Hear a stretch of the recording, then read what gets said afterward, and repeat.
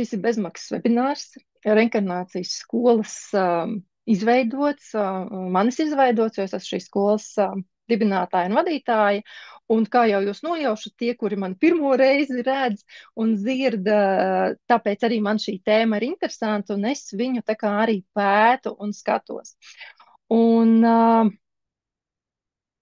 saku lielu paldies tam cilvēkam, kurš man pajautāja, tad, kad es stāstīju, ar ko es nodarbojos, viņš man uzdeva tādu jautājumu.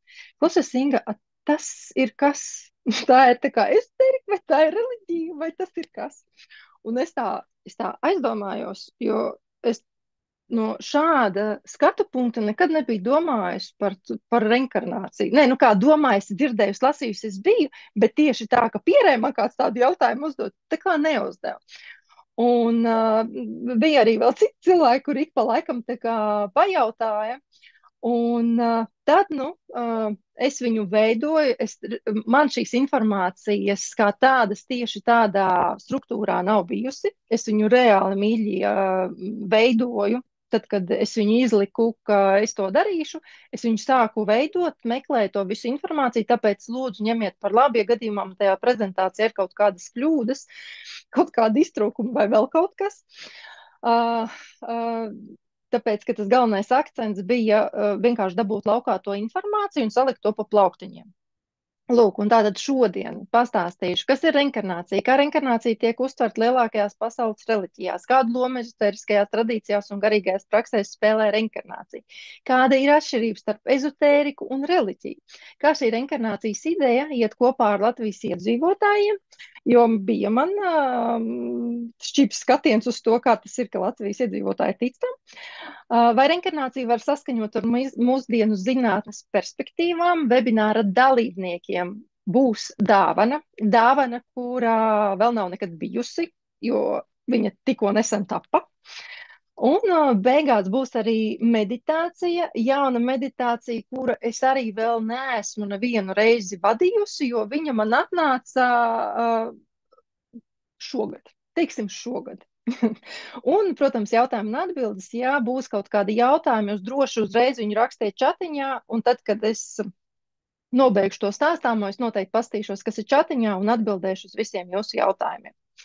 Un tātad nedaudz par sevi, tātad mani sauc Inga Ružicka, 10 gadu pieredze reinkarnācijas jomā, esmu šīs skolas dibinātāja, esmu trenere no 2018. gada, ir 290 certificēti reinkarnacioloģijas praktiķi, 83 certificēti konsultanti, kā arī 9 gadi, vairāk par 9 gadiem es arī veidoju tās likteņa matricas aprakstus. Tie ir karmiski uzdevumi, ko tādi šīs dzīves uzdevumi, kuros ir arī iepriekšējo dzīvi nepabeigtie uzdevumi, kuru arī sauc par karmisko numeroloģiju. Un tāds aprakstus es esmu izveidojis 850 par šo laiku. 10 gadu pieredze darbā ar klientiem, tie ir apmēram 4000, es teiktu 4000 plus 4000 klientu, un tas ir apmēram 12 stundas darba ar klientiem. Un bakalaura darba tēma man bija, kuras arī aizstāvēju, veiksmīgu pieaugušo attieksmi pret reinkarnāciju. Pateicoties kam, es īstenībā iemācījos un sapratu, kas vispār ir jādara, lai varētu atrast informāciju un viņu kaut kā saprotamā veidā pasniegt. Tālāk. Un tātad šī webināra nosaukumā ir 3 vārdi - reinkarnācija, ezoterika un reliģija. Un sāksim ar reliģiju. Kas ir reliģija? Reliģiju var definēt kā uzskatu, prakšu un sistēmu kopumu, kas saista cilvēci ar garīgām un morālām vērtībām, bieži vien ietverot dievību pielūgšanu, noteiktu morāles kodeksu ievērošanu un līdzdalību rituālos un kopienas aktivitātēs. Tas ietver plašu kultūras parādību loku un bieži vien ir centrēts uz svētu stāstījumu vai doktrīnu, kas nodrošina dzīves jēgas un mērķu sajūtu. Es, mīļie draugi, neuršos tur ļoti dziļi un detalizēti. Es paņēmu tātad Džefrija Longa reliģijas un Āzijas studiju profesora darbu, kurš ir uzrakstījis 2018. gada. Tas ir svaigs ar aktuālu informāciju. Un arī ar šo noslēdzi izzināt un saprast saistībā par reinkarnāciju, kas tad tur īsti ir. Līdz ar to, ja kāds tur ļoti gaidīja, ka es jutās reliģiski vai ezotēriski kaut ko ļoti jums tur stāstīšu, tik padziļināti tas nebūs, tāpēc, ka es neesmu eksperts reliģijas vai ezotērikas tēmā. Man nav tādas kompetences, līdz ar to tik dziļi es nelīdīšu, bet tik daudz, lai pati saprastu un jums pastāstīšu, tik daudz es iedošu to informāciju. Tātad hinduisms, viena no pasaules vecākajām reliģijām, ir sarežģīta un daudzšķautņaina reliģija, kas ir dziļi saistīta ar reinkarnācijas jēdzienu. Es speciāli pasvītroju reinkarnācijas jēdzienu, jo reinkarnāciju sauc dažādi, un kur arī pēc tam reinkarnācijas doktrīna ir pasvītrota. Tātad hinduisms ietver plašu uzskatu un prakšu klāstu, taču daudzu hinduistu galvenais princips ir reinkarnācijas doktrīna, kas tiek uzskatīta par viņu garīgās prakses pamatu. Šī pārliecība par reinkarnāciju paredz, ka dvēsele iziet dzimšanas, nāves un atzimšanas ciklu, ko ietekmē cilvēka darbība, karma, iepriekšējās dzīves. Un kas tad ir doktrīna? Doktrīna attiec uz principu vai uzskatu kopumu, ko atbalsta noteikta grupa vai institūcija. Šie principi kalpo kā ietvars, lai vadītu darbības, politiku un uzskatus dažādos kontekstos, piemēram, reliģijā, tiesībās, militārajā jomā un politikā. Reliģiskā doktrīna ir kodificēti uzskati un mācības, ko sludina reliģiska grupa. Šīs doktrīnas bieži ir atvasinātas no svētiem tekstiem un autoritatīvām interpretācijām, un tās veido ticības kopienas galvenos uzskatus un praksi. Tā, lai saprastu, ko tas nozīmē. Budisms. Budismā Siddhartha Gautama, vēsturiskais Budas, savās mācībās iekļāva reinkarnācijas jēdzienu. Budismā vārds samsāra apzīmē nepārtrauktu dzimšanas, nāves un atzimšanas ciklu. Dažādas perspektīvas par reinkarnāciju, lai sasniegtu apgaismību un atbrīvotos no cikla. Un šeit ir man pirms kādiem 6, 7 gadiem izveidoja tādu bildīti, kur ir tā kā panādīts tas, ka mēs tā kā pārdzimstam. Džainisms. Senās Indijas reliģija ietver arī ticību reinkarnācijai. Džainisti cenšas panākt atbrīvošanos no atzimšanas cikla, izmantojot ētisku dzīvesveidu, meditāciju un askētiskas prakses. Un kā tur tajā bildītē ir parādīts, tātad džainismā dvēsele pēc nāves ceļo uz jebkuru no 4 eksistences stāvokļiem atkarībā no tās karmas, tātad no pieredzes, ko viņi ir pieredzējuši. Vai nu viņi dodas debesu valstībā, vai cilvēku atkal nākamajā iemiesojumā, vai dzīvnieku iemiesojumā, vai tā kā, teiksim, uz elli. Orfisms. Senās Grieķijas reliģiskā un filozofiskā kustība aptvēra metampsihozes, transmigrācijas jēdzienu, dvēseles pāriešanu jaunos ķermeņos pēc nāves, atspoguļojot ticību reinkarnācijai. Kas tad ir ticība? Ticība parasti attiec uz spēcīgu uzticēšanos vai paļāvību uz kaut ko vai kādu, bieži bez empiriskiem pierādījumiem. To bieži saistā ar reliģisku vai garīgu kontekstu, bet to var izmantot arī laicīgos apstākļos. Kā arī vēl viena definīcija, ticība nozīmē piekrišanu, ka kaut kas eksistē vai ir patiesi, jo īpaši bez pierādījumiem. Ticība var būt balstīta uz uzticēšanos, ticību vai pierādījumiem, un var attiekties uz dažādām jomām, piemēram, reliģiju, zinātni vai ikdienas dzīvi. Kas ir pārliecība? Pārliecība ir sajūta vai ticība, ka uz kādu vai kaut ko var paļauties, tā ir stingra uzticēšanās. Pārliecība var attiecināt uz savām spējām vai citu cilvēku vai lietu uzticamību. Ejam tālāk. Kristietība. Kristīgās reliģijas definīcija saistībā ar reinkarnācijas jēdzienu. Kristietībā reinkarnācija parasti tiek uzskatīta par nesavienojumu ar kristiešu pamatdoktrīnām. Tradicionālās kristīgās mācības koncentrējas uz augšām celšanos un mūžīgo dzīvi, nevis uz atzimšanas ciklu. Tas ir novedis pie tā, ka galvenā kristīgā doma ilgstoši ir noraidījusi reinkarnāciju, neskatoties uz zināmu vēsturisku un mūsdienu interesi atsevišķu kristiešu vidū. Kristietība tradicionāli uzsver ticību vienai dzīvei, kam seko mūžīgā pēcnāves dzīve, kas būtiski atšķiras no cikliskā atzimšanas koncepcijas, kas sastopama hinduismā un citās darmas reliģijās. Tomēr grāmatā arī norādīts, ka ir bijuši grāmatā, tas ir tas raksts, ir bijuši gadījumi, kad kristīgie domātāji un ticīgie ir pieņēmuši ideju par reinkarnāciju, izraisot dažādas polēmikas un dialogus ticības ietvaros un starp kristietību un citām reliģijām, kas pieņem reinkarnāciju. Un šeit es ieliku tādu izgriezumu, kas ir arī manā bakalaura darbā. Un šeit tātad Origēna Adamantija informācija, lai gan Origēns nepieņēma reinkarnācijas teoriju, viņš savos rakstos pieļāva, ka ja dvēsele patiešām pastāv jau iepriekš radīta pirms ķermeņa, tad tai var būt ķermenis vai vairāk nekā viens ķermenis, jo tā ir dvēsele, kas iedzīvina miesu neatkarīgi no miesas formas. Un 5. ekumeniskajā koncilā 553. gadā pirms mūsu ēras tika noņemta tātad šī vispār kaut kāda doma par reinkarnāciju. Tīri ne no šī darba, bet tīri no citiem avotiem, kuri runājuši speciālisti. Tā doma ir tāda, lai ar cilvēkiem varētu darboties un virzīt varas iestādēm labajā virzienā, tad nebija izdevīgi, ka kāds pieļauj, ka reinkarnācija reāli pastāv un ka mēs pārdzimstam un ka kaut kas var mainīties un ir svarīgi zināt to dzīves jēgu. Un neskatoties uz to, tātad Origēna teorija par iepriekš pastāvošo dvēseli pasludina par anatēmu. Dažas kristiešu grupas ir turpinājušas tomēr mācīt reinkarnāciju līdz mūsdienām.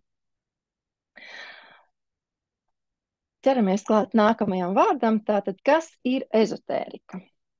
Tas attiec uz lietām, ko saprot vai kas domātas tikai dažiem izredzētajiem ar specializētām zināšanām, gadiem izzinātas un krātas vai interesēm, bieži vien neskaidra vai noslēpumaina rakstura lietām. Ezotērika parasti attiecas uz neskaidru zinātnisku informāciju, retām grāmatām vai specializētām zināšanām dažādās jomās, piemēram, misticismā, okultismā un slepenajās zinātnēs. Un dažas galvenās kategorijas un tēmas, kas ietilpst ezotērikā. Misticisms un garīgums, okultisms, maģiskās prakses, austrumu ezotērika, rietumu ezotērika, New Age un mūsdienu ezotērika. Un tēt par katru nedaudz vairāk, lai vispār saprastu, kas tas vispār ir. Man arī bija ļoti interesanti to uzzināt. Un tātad pirmā tā kategorija misticisms un garīgums. Misticisms tiešas personiskas vienotības ar dievišķo meklēšanu. Daudzi mistiķi un pareģotāji apgalvo, ka ir piedzīvojuši tiešu pieredzi no iepriekšējām dzīvēm un piedāvā personisku ieskatu reinkarnācijas darbībā. Edgars Keisijs, kuru bieži dēvē par miega pravieti, sniedza detalizētus lasījumus par cilvēku iepriekšējām dzīvēm, uzsverot dvēseles ceļu uz pašrealizāciju un dziedināšanu.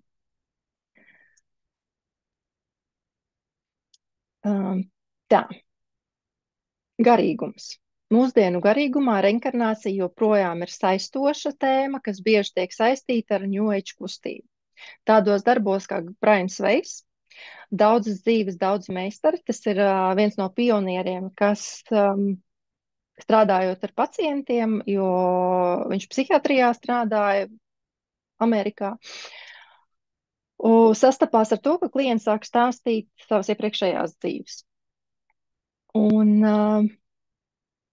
viņš arī sāka tātad pievērsties reinkarnācijas tēmā, jo viņam bija interesanti, no kurienes cilvēkiem rodas vispār tā informācija par iepriekšējām dzīvēm. Bet turpinot to, kas te ir rakstīts, reinkarnācija tiek aplūkota no psiholoģiskā viedokļa, pētot, kā izpratni par iepriekšējām dzīvēm var palīdzēt dziedināt tagadni.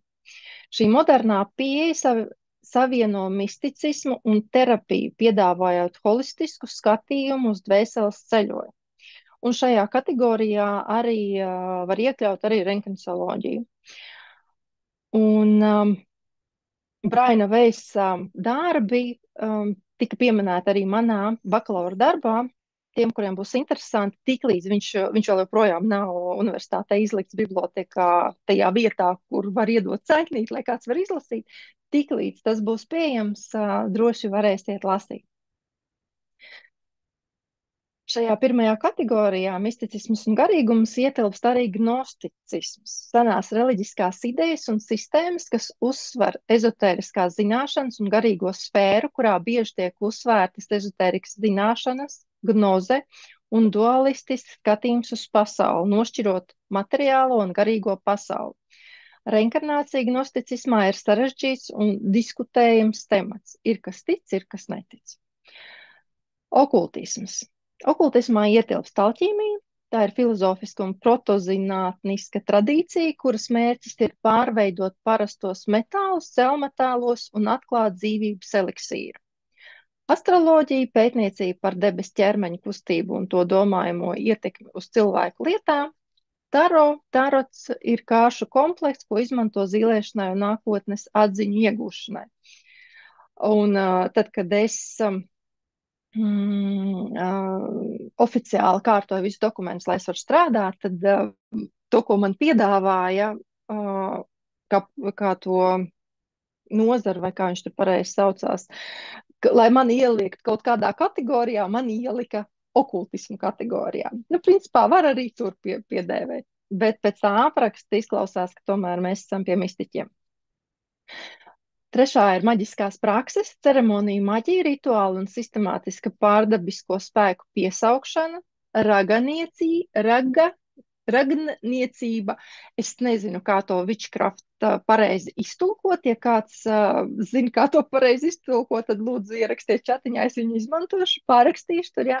Maģisko prasmju, burvestību un spēju praktizēšana. Principā, ko es esmu dzirdējusi no saviem kolēģiem, ka viņus reizēm ir saukuši par pesteļotājiem. Tad, principā, laikam arī šo varētu nosaukt arī kā pesteļošana ir pie maģiskajām praksēm.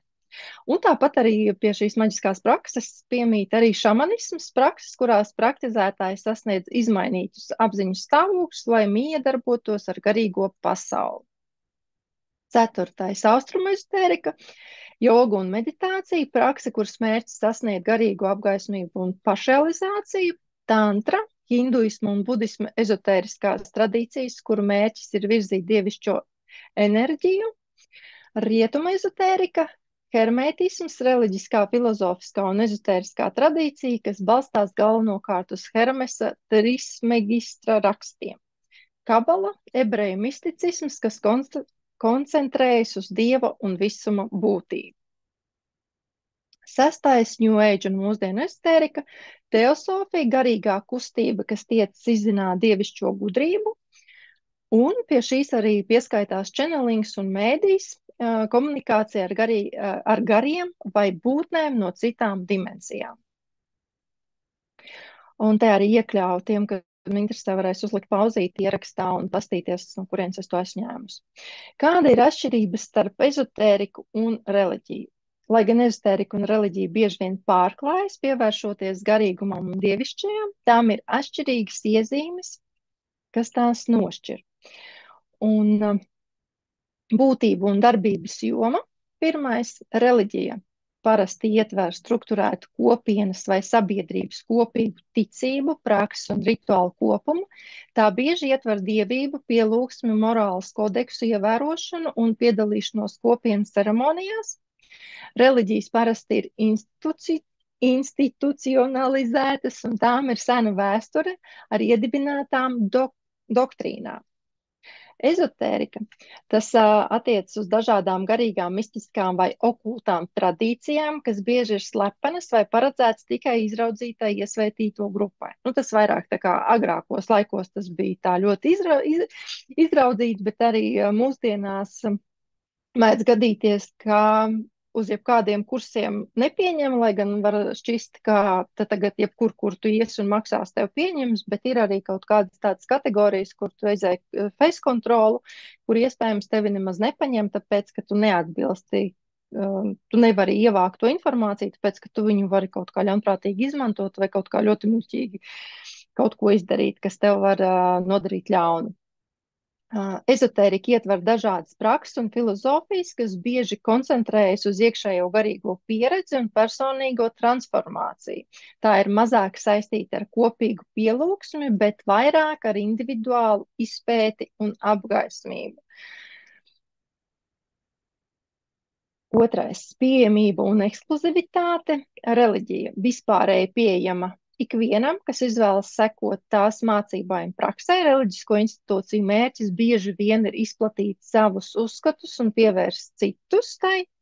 Ezotērika bieži vien ekskluzīva ar mācībām, kas ir apslēptas vai tiek uzskatīts par pārāk dziļām nezinātājiem. Tas ir tā kā pārāk dziļām nezinātājiem, tāda tā doma ir. Ezotēriskās zināšanas parasti tiek nodotas iniciācijas procesos, slepenās biedrībās vai mistēriju skolās, un parasti tās nav paredzētas plašai sabiedrībai. Atkal agrākos laikos, jā, tas bija vairāk nebija plašai sabiedrībai, mūsu laikmetā, principā, face kontroli, kur tam ir vajadzība, un tu tiec visur, kur tu gribi. Trešais - doktrīnas un prakses. Reliģija. Skaidri un precīzi definētas doktrīnas un prakses, kas bieži vien ir kodificētas svētajos tekstos, piemēram, Bībelē, Korānā, Torā. No sekotājiem tiek sagaidīts, ka viņi ievēros šīs doktrīnas un piedalīsies kopīgos rituālos un ceremonijās. Ezotērikā prakse un ticējumi ir eklektiskāki un personalizētāki. Ezotēriskās tradīcijas bieži uzsver tiešu personisko pieredzi un iekšējās zināšanas, gnozi, nevis ārējo doktrīnu ievērošanu. Prakse var ietvert meditāciju, alķīmiju, astroloģiju, maģiju un citas okultās zinātnes. Un te parādījās interesants vārds, kas ir eklektika. Eklektika ir kvalifikācijas tipa īpašības vārds, ko izmanto, lai atsauktos uz situācijām, parādībām vai personībām, kurām raksturīgi elementi vai pazīmes, kas ļoti atšķiras vienas no otra.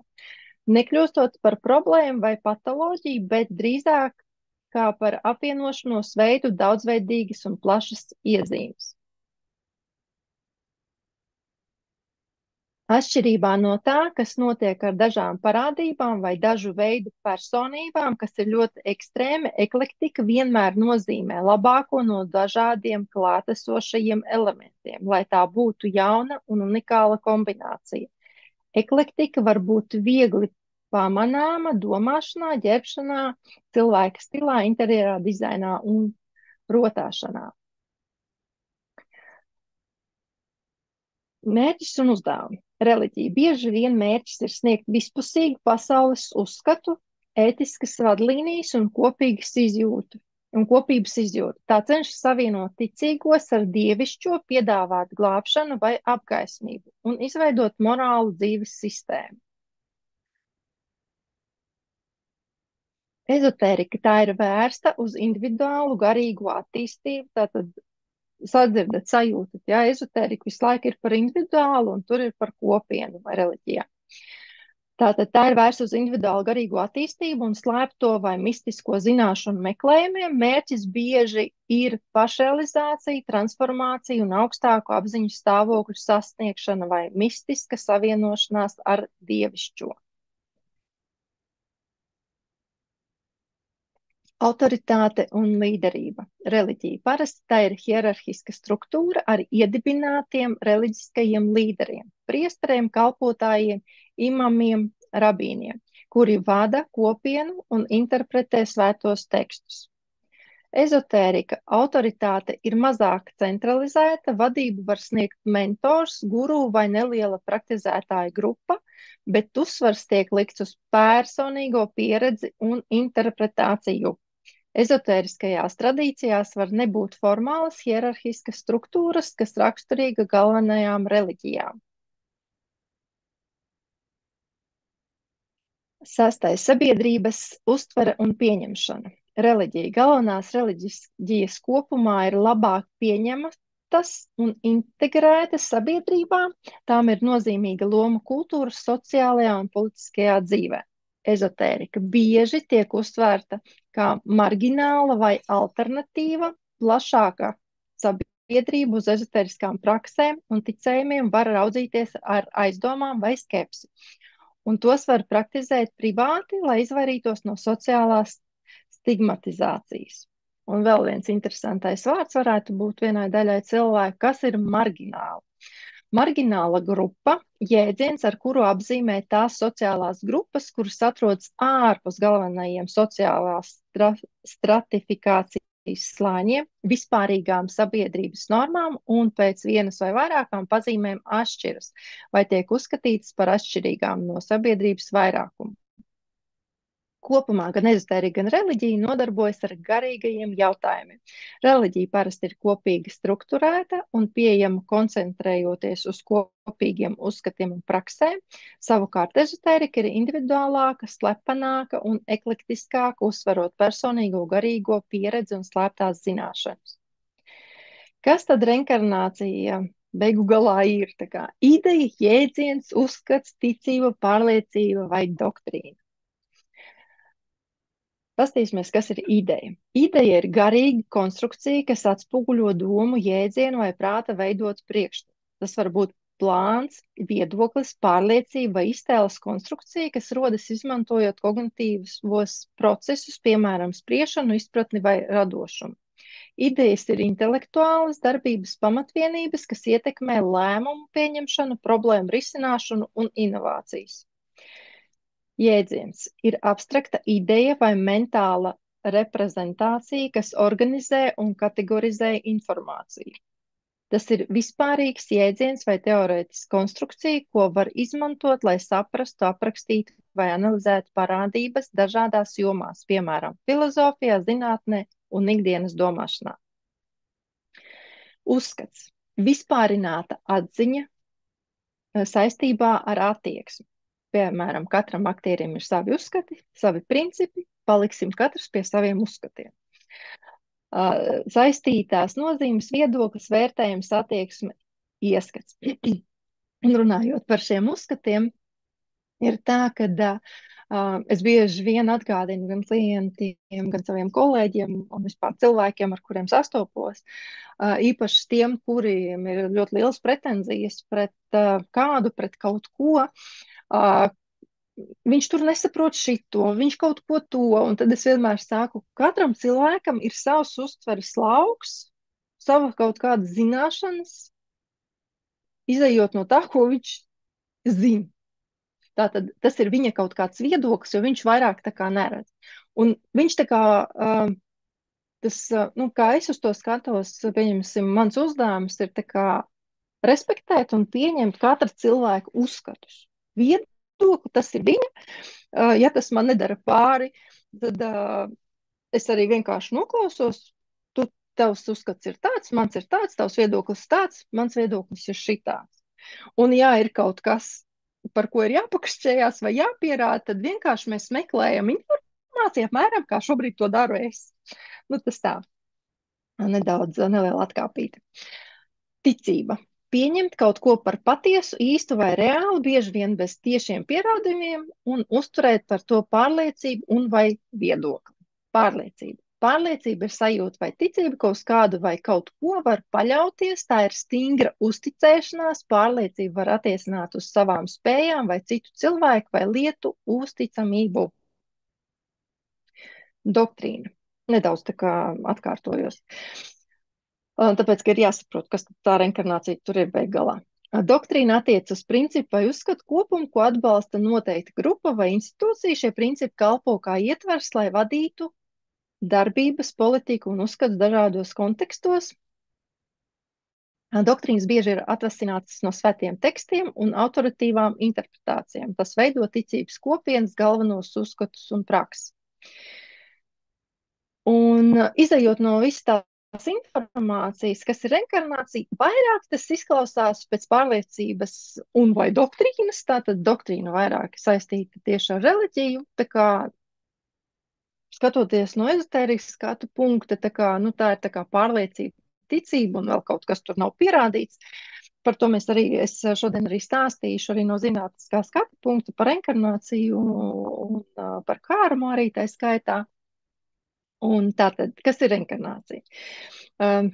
Tas paredz dvēseles atzimšanu jaunā ķermenī pēc nāves. Šis jēdziens liek domāt, ka dvēsele vai apziņa iziet dzimšanas, nāves un atzimšanas ciklu, kuru virza karmas likums.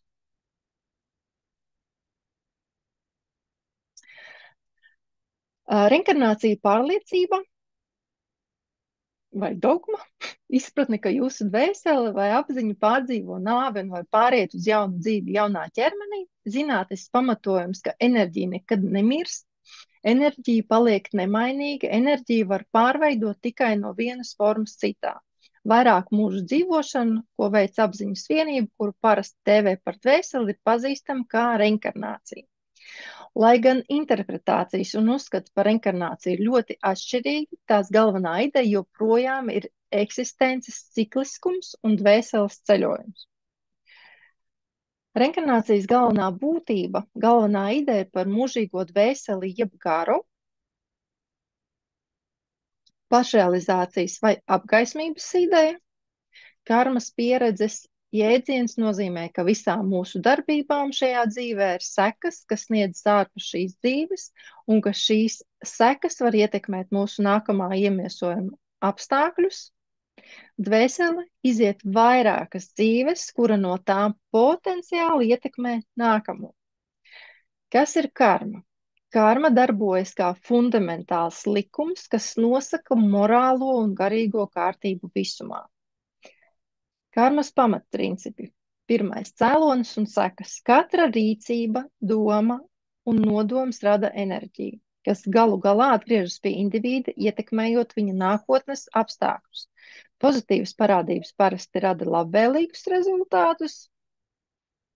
Bumerangs ar labu pie tevis atgriežas, savukārt negatīvas darbības izraisa nevēlamas sakas. Tāpēc es vienmēr saku, domā, ko tu dari, sajūti, ko tu dari, un ja tu gribi, lai tev šajā dzīvē, vai ja tu pieļauj, ka tu arī pārdzims un būs tev vēl nākamā dzīve, tad lai tava nākamā dzīve ir, lai tas atgriežās ar kaut ko labu, pozitīvu un foršu, lai ir tā kā vieglāk dzīvot. Jo parasti lielākā daļa cilvēku, kāpēc to visu izzina, ja nav īpaši pētniecības interese par to, izzina sevi tāpēc, ka dzīvē kaut kas nenotiek kā gribētos, kā kaut kādās normās ir rakstīts, kā vajadzētu būt, ka tas nozīmē, ka ir labi, un tu saproti, ka tev ir slikti. Tad ir svarīgi domāt, ko tu dari. Un tā tad pagātne, tagad nākotne, visu, ko mēs darījām agrāk pagātnē šajā vai iepriekšējās dzīvēs, atspēlējas, atspoguļojas tagadnē, šeit un tagad.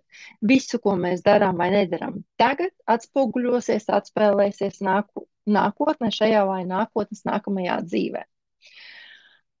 Un no zinātniskā viedokļa šis karmas pamatojums, tā kā sistemātiskā savstarpējā saistība, tātad Kleins uzsver, ka visas darbības sistēmā, būs vēlāk arī, kas tas Kleins tāds ir, ka visas darbības sistēmā ir savstarpēji saistītas, velkot paralēlas ar ekoloģiskajām un bioloģiskajām sistēmām. Viņš norāda, ka darbības nenotiek izolēti. Tas atbalsojas sistēmā, ietekmējot neskaitāmus faktorus. Šī perspektīva ir līdzīga sistēmu teorijām un tīkla dinamikas koncepcijām zinātnē. Un izzinot šo informāciju, gribas teikt, ka reinkarnācija ir dabas process, kurš vienkārši šobrīd līdz galam vēl nav izpētīts, bet arī to rakstu, ko es arī lasīju un konspektēju, tad sanāk tā, ka tas tā kā ir, bet ir vajadzīgi, principā cilvēki ir vajadzīgi, kā lai saka, ir nepieciešams tāds kā darba spēks, kurš to visu pētīs, meklēs, skatīsies un stāstīs kādam cilvēkam, lai to varētu iznest tādā plaknē. Jo grozi kā gribi, mēs cilvēki esam ļoti aizņemti, mums ir ļoti daudz ko darīt. Un mēs darām to pašu minimumu, ko mēs varam izdarīt, lai mēs varētu izdzīvot, labākajā gadījumā dzīvot, svinēt dzīvi, ja? Lai neatņemtu to dzīves svinēšanu, negribas neko vairāk darīt, kā mēs jau tā kā darām. Bet tādi pētnieciskie darbi kaut kādā ziņā prasa kaut kādu tādu kā upurēšanos, ka tu vairāk laika velti tieši tai izzināšanai un vairāk piestrādā pie savas, kā tas saucās, disciplīnas, lai tu tomēr varētu vēl svinēt dzīvi, jā, darot to. Bet, nu, viss notiek tādā ātrumā, kā tas notiek, un par laimi, tā kā es priekš savu bakalaura darbu meklēju informāciju, es sameklēju ļoti daudz vērtīgas informācijas, ko pētīt, izzināt, un kas zina, varbūt arī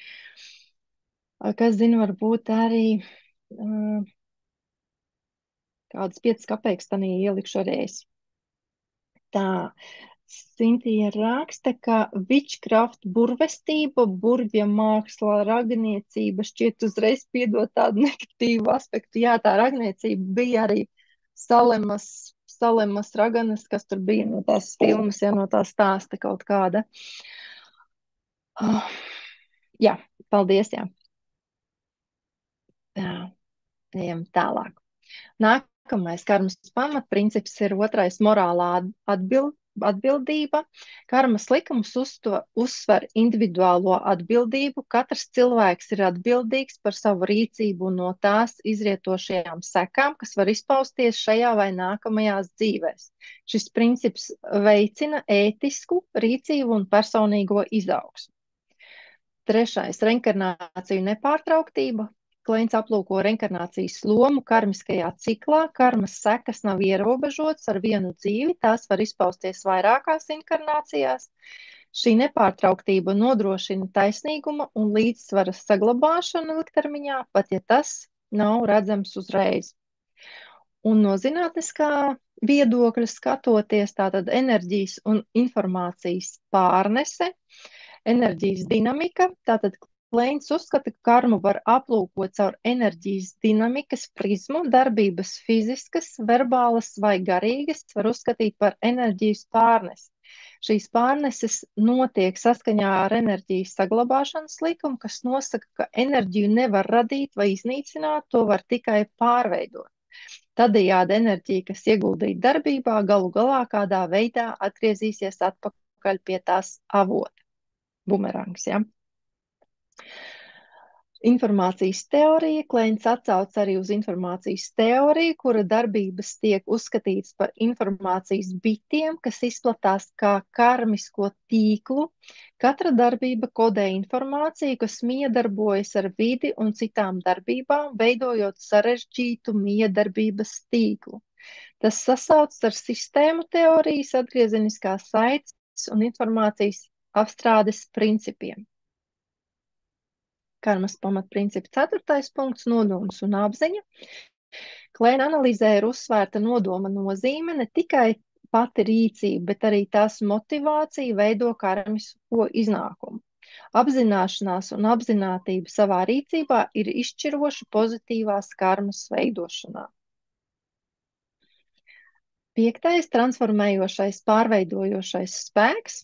Kleints uzsver arī transformatīvo potenciālu, ko sniedz karmisko principu izpratne un darbs ar tiem, apzinoties un risinot pagātnes karmu, tātad karma ir pieredze, cilvēki var aktīvi veidot savu nākotni, pārtraukt negatīvos ciklus un sasniegt garīgo atbrīvošanos.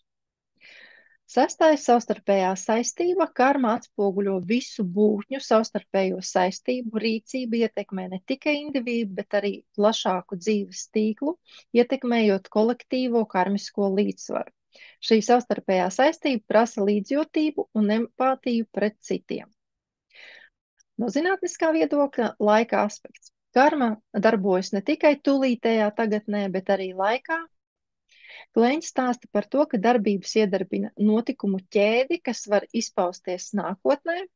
Šis laika aspekts ir līdzīgs daudzās zinātniskajās sistēmās, novērotajiem aizkavētās atgriezeniskās saites mehānismiem, kur darbības ietekmē pilnībā izpaužas tikai pēc kāda laika. Tagad šim ejot cauri, attausa atmiņā filmas. Es pieņemu, ka jūs esat skatījušies tiem, kuriem interesē šī tēma. Katrā gadījumā ir skatījušies, ja jūs esat, kuri vienkārši tikko pieslēdzāties, tāpēc, ka nezināt, kāpēc jūs to vispār klausāties, tad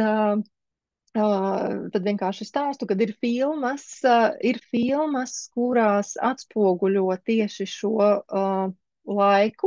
laika sprīdi, ka principā mēs varam ceļot, migrēt no tagadnes uz pagātnes, no pagātnes uz nākotni. Ir arī tādas filmas, kur to izgaismo reāli. Jo tas vienkārši notiek tie procesi. Kā šī reinkarnācijas ideja iet kopā ar Latvijas iedzīvotājiem? Tātad priekš savu bakalaura darbu man bija pētījums, kur bija iekļauti tādi jautājumi, vai tu tici reinkarnācijai, un jā, nē, un jūs ticat Dievam, jā, nē.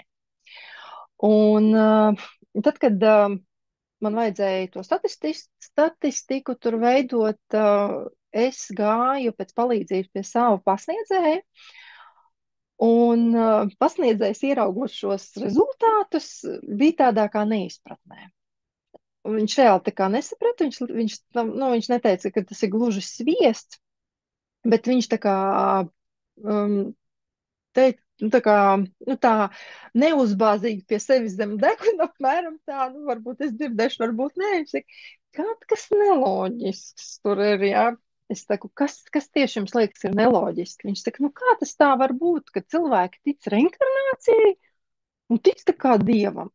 Jo, klasiski taču Latvijā tie, kas tic Dievam, viņi tā kā netic reinkarnācijai. Kā var būt, ka te Inga no 233 respondentiem 170 tic gan reinkarnācijai un tic arī Dievam, ja? Dievam radītājam? Un es viņam tā kā saku, pagaidiet, tas viens otram tā kā netraucē, jo principā, reinkarnācijas process ir, Dievs kaut kur tā kā ir, jā, lai gan to arī pierādīt nevar. Principā, ja mēs skatāmies šobrīd uz Dievu un reinkarnāciju, es domāju, ka mēs ātrāk pierādīsim, izgaismosim to, ka reinkarnācija eksistē, nekā ka Dievs eksistē. Jo, tas tā mana subjektīvā doma, šobrīd es tur nekur neesmu neko nelasījis, ne pētījis, es vienkārši tā, pēc manas loģikas domājot, ka, ja reinkarnācija pēta un bērni stāsta un tur vēl veic tos visus pārbaudījumus, tad ir vismaz kāds cilvēks, kuru te var pārbaudīt. Tāpat arī, kad dodās ceļojumos, to arī var tā kā pārbaudīt, atrodot kaut kādas vietas, cilvēkus, vēl kaut kādus notikumus, lai sastaistītu to reinkarnāciju. Bet ticību Dievam, kliniskās nāves, bet arī kā to sastaistīt. Labi, tas tā neliela atkāpīta par to padomāt. Lūk, un es vienkārši pasniedzējiem saku, kā mums starp Latvijas iedzīvotājiem, mēs tā kā ticam. Es arī tā kā bērnībā, jaunībā es kaut kad gāju uz baznīcu, pēc tam es tā kā aplauzos pret to, ka man ļoti nepatīk tā divkosība, tās divas sejas, ka tu tā kā esi baigi ticīgais, un tad aizēj mājās, lamājies, bļauj un sit, un vēl nezinu, ko dari, jā, un tu esi baigais ticīgais, jā. Un tad man vispār vārds Dievs pat nepatīk, un tad es kaut kā viņu pieņēmu, ka tas ir radītājs, visums, viss kārtībā. Un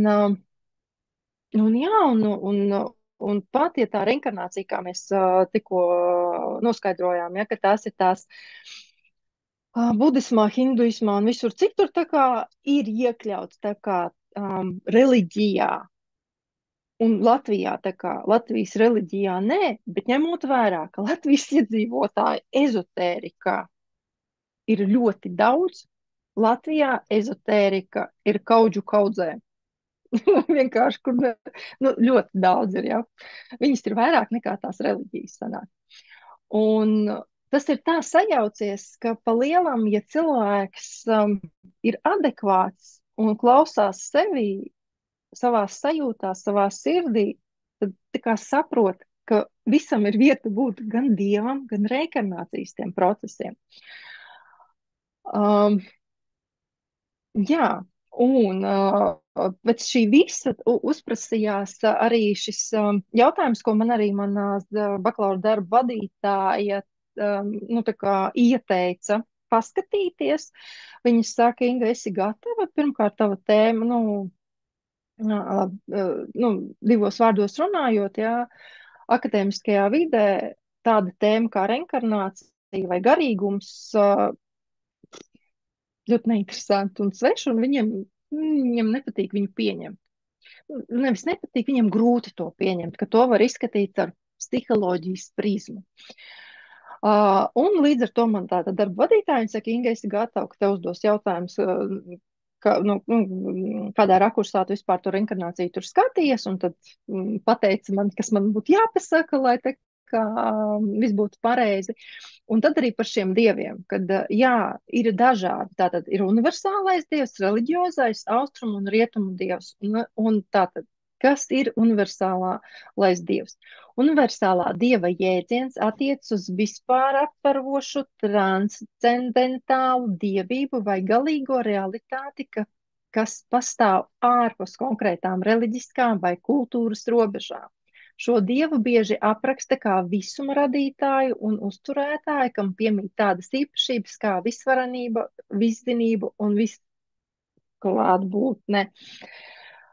Un to, ko man saka, kā tas var būt, ka tic reinkarnācijai un dievam, tāpēc, ka mēs, nu, līdzīgi domājošie mūs tā kā saucu kā mēs, jā, mēs tā kā ticam šim universālajam dievam.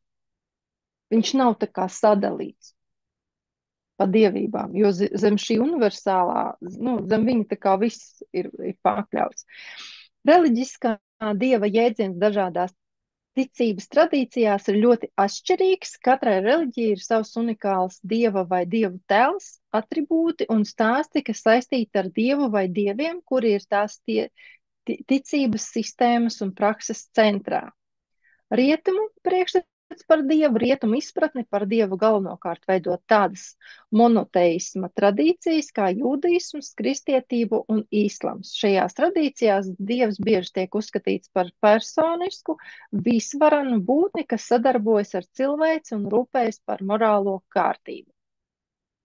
Austrumu koncepcija par dievu. Austrumu izpratne par dievu ietver dažādus uzskatus, tostarp monoteismu, politeismu, panteismu un ateismu, kas sastopami tādās reliģijās kā hinduisms, budisms, taoisms un sinotoisms. Dievs vai dievišķais bieži tiek uztverts kā bezpersonisks spēks, dievību kopums vai galējā realitāte, kas pārsniedz cilvēka izpratni. Vai reinkarnāciju var saskaņot ar mūsdienu zinātnes perspektīvām? Tātad zinātniski argumenti un tēzes par reinkarnāciju. Empīriski pierādījumi no reinkarnācijas gadījumiem. Tēze dokumentēti gadījumi, kad bērni atceras savas iepriekšējās dzīves, sniedz empīriskus pierādījumus, kas apstiprina reinkarnācijas hipotēzi.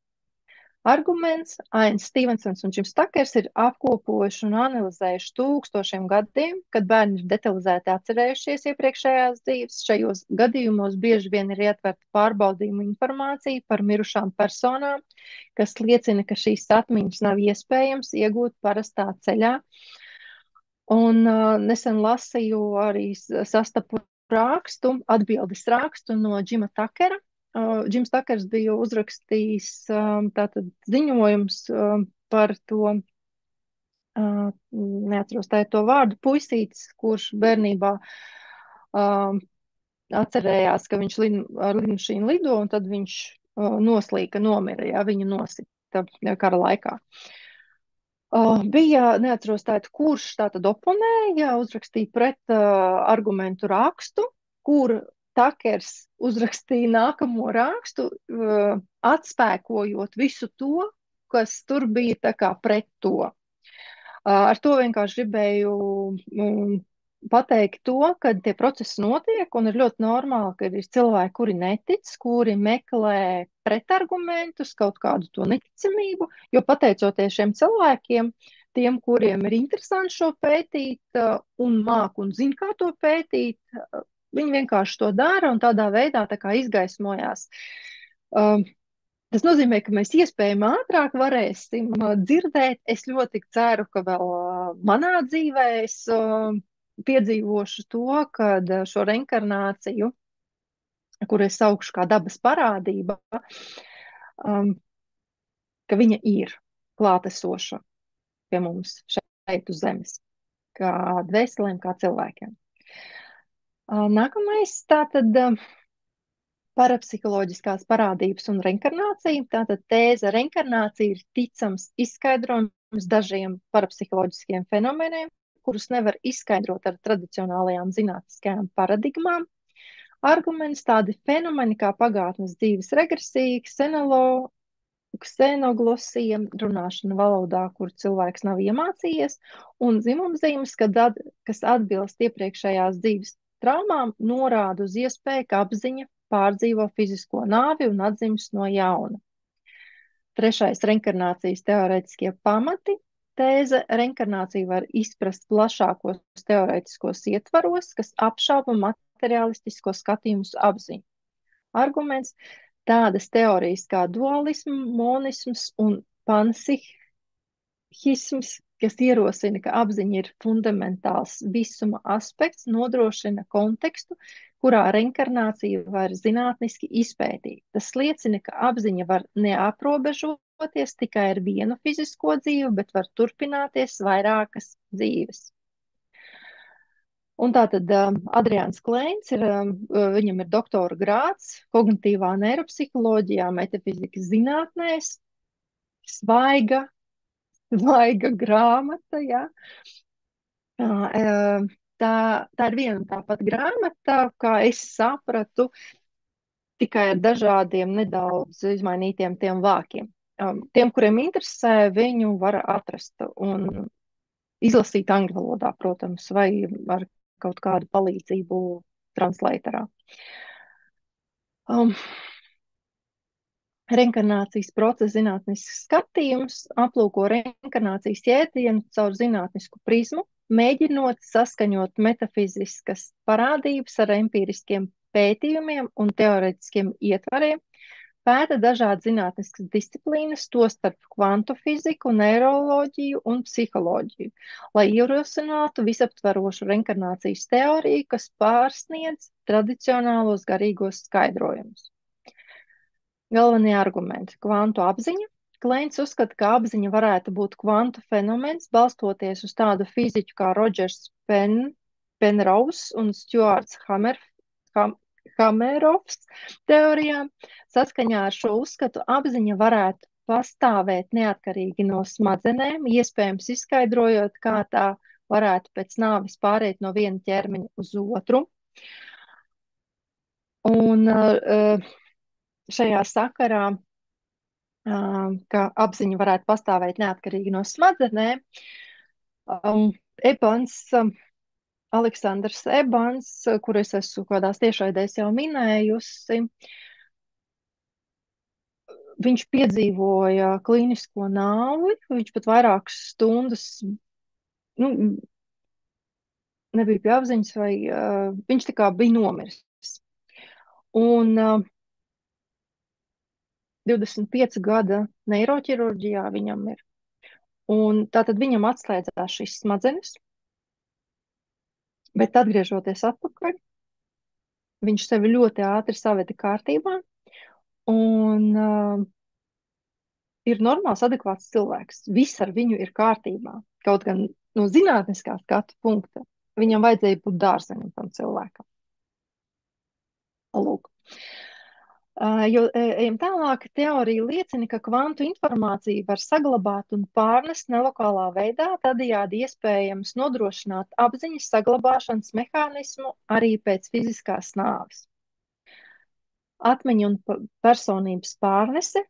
Kleins pēta gadījumus, kad bērni apgalvo, ka atceras iepriekšējās dzīves un apgalvo, ka šos gadījumus varētu izskaidrot ar atmiņas un personības pārnesi nefiziskā ceļā.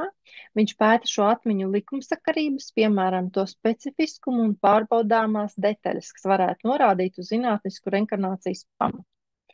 Viņš aplūko smadzeņu kā uztvērēju, nevis apziņas radītāja potenciālo lomu, līdzīgi kā rādio uztvērējs uztver signālus. Tas varētu nozīmēt, ka atmiņas un personības iezīmes tiek glabātas nefiziskā sfērā un tām piekļūst smadzenes. Tātad tas mākonis, ja, kaut kur mākonī tas glabājās.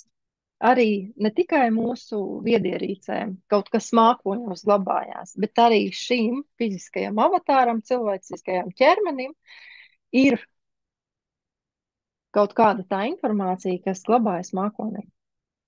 Bioloģiskie pierādījumi. Aplūkotas bioloģiskās parādības, kas varētu liecināt par reinkarnāciju, piemēram, dzimumzīmes un fiziskās iezīmes, kas atbilst brūcēm vai iezīmēm, kas radušās kādās no iepriekšējām dzīvēm. Kleins atsaucas pētījumiem, kas liecina par saistību starp šīm fiziskajām īpašībām un pagātnes dzīves atmiņām. Kleins aplūko arī ģenētiskos un epiģenētiskos faktorus, izvirzot hipotēzi, ka, lai gan DNS nevar tieši kodēt informāciju par iepriekšējām dzīvēm, daži modeļi vai marķieri varētu liecināt par iezīmi pārmantojamību, kas nav ģenētiska. Neiroloģiskās sakarības. Pēta atmiņu neiroloģisko pamatu un to, kā smadzenes apstrādā un saglabā informāciju. Viņš izvērtē iespēju, ka atmiņas par iepriekšējām dzīvēm varētu būt iekodētas veidā, ko tradicionālā neirozinātne vēl nesaprot. Viņš aplūko izmainītos apziņas stāvokļus, piemēram, tādus, kādi rodas nāvei tuvā pieredzē, ierosinot, ka šie stāvokļi varētu sniegt norādes par apziņas būtību un tās potenciālu izdzīvot pēc nāves.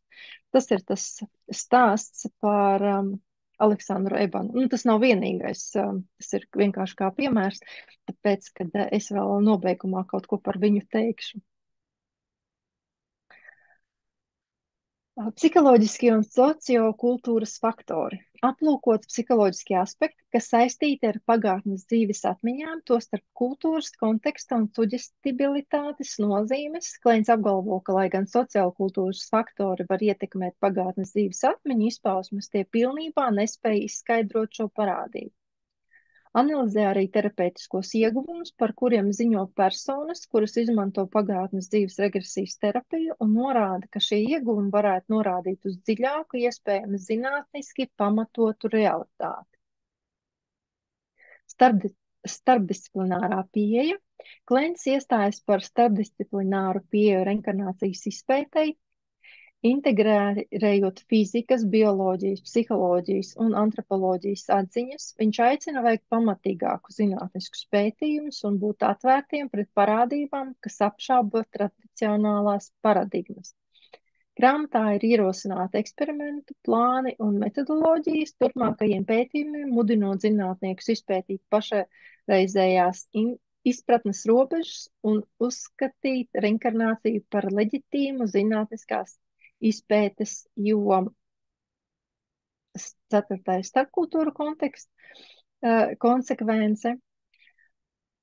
Tēze reinkarnācijas uzskatu un pieredzes konsekvences dažādās kultūrās piešķir ticamību šim fenomenam kā universālam cilvēka pieredzes aspektam.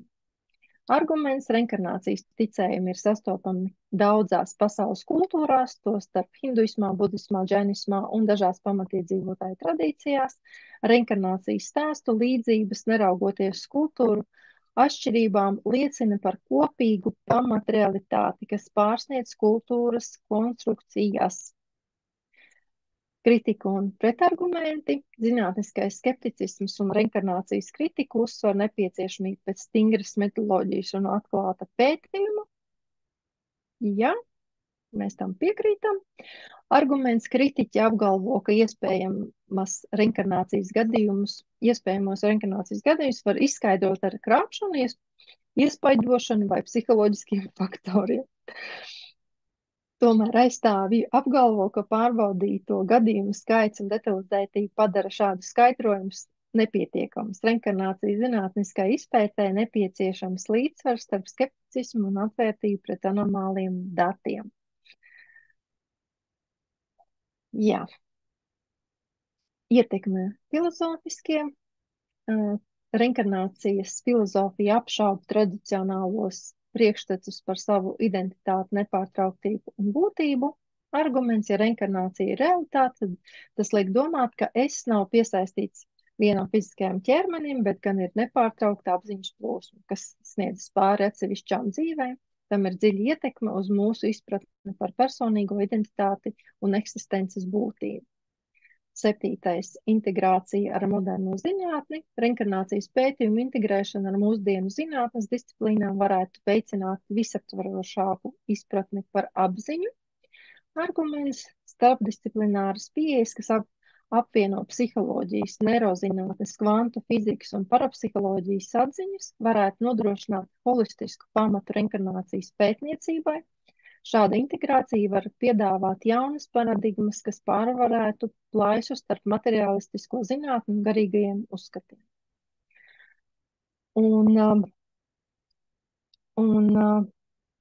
Pavisam jauns 21.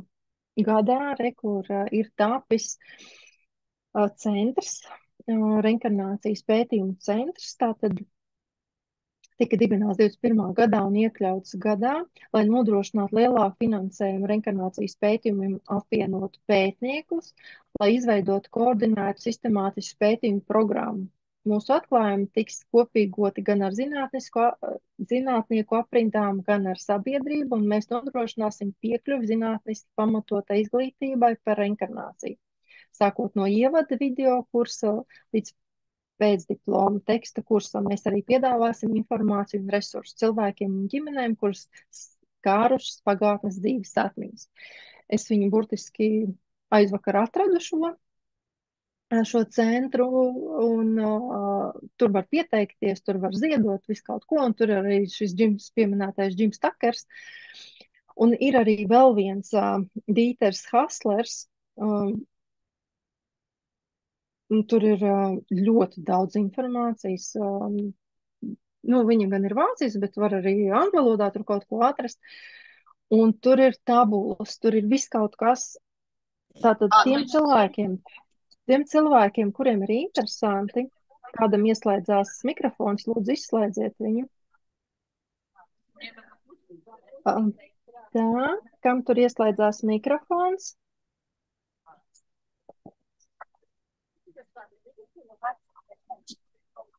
Mirklīti. Jā.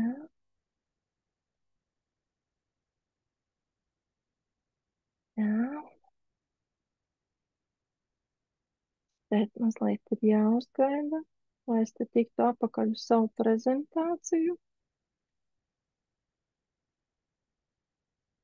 Tā.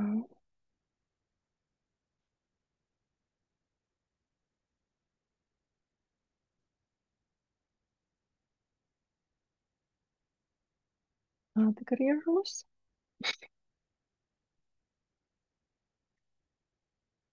Un tā, šajā mājaslapā ir ļoti daudz biedrības vietnes, kur ir rakstīts, stāstīts dažādās valodās par reinkarnāciju, par karmu, un arī Virģīnijas universitāte, tā ir kā reiz, kur Ains Stevensons un Takers šobrīd tur strādā un tur veic daudz pētījumus. Vienmēr sakot, jā, ir, kur to pētīt,